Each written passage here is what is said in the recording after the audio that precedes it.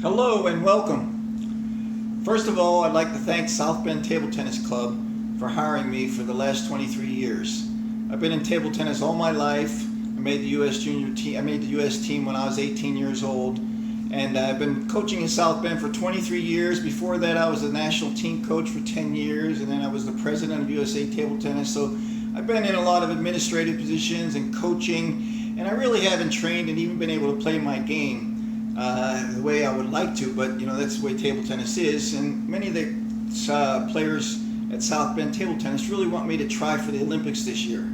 So I'm going to give it a try. I've been mostly the coach of the South Bend junior team. It's Mark Kaczynski, who's one of my students, Joey Cochran, AJ Brewer, my son Dan Jr. They all made the junior team, and many juniors and hundreds of them I've coached over the years.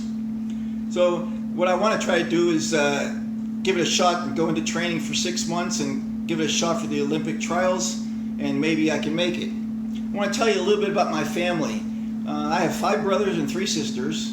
My brother Bill is actually the first one that came out with the Seemiller style. And of course my brother Rick and Randy and Tim and my older brother Ray. My older brother Ray mostly played baseball and golf, so he didn't get involved, but us 5 brothers, we all played table tennis throughout most of the junior life and throughout most of our life. I want to show you my grip, and a lot of people don't really understand my grip. Now, if I was trying for the Olympics and I just played normal, like shake hand, and at my age, 65, I don't think there's going to be any possibility to make this team. But since my style is so unique and I have some old school techniques, I really think that if I train and get in shape, I think I got a chance.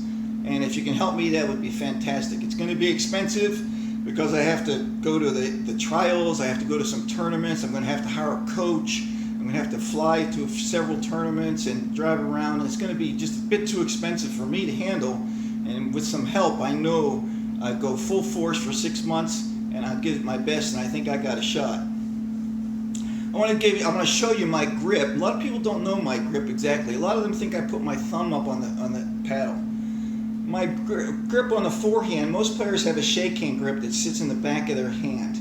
What I do is I turn it a little bit and I hold it Western style a little bit, and I grip it with my finger around the corner, sort of hold the racket in place.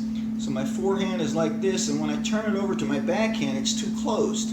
So I have to drop it down on my thumb, halfway down, to open it up so I can hit my backhand. It gets it nice and open. When I push, I do have to put my thumb up there, and that gets it open. So here's the push, that's one grip.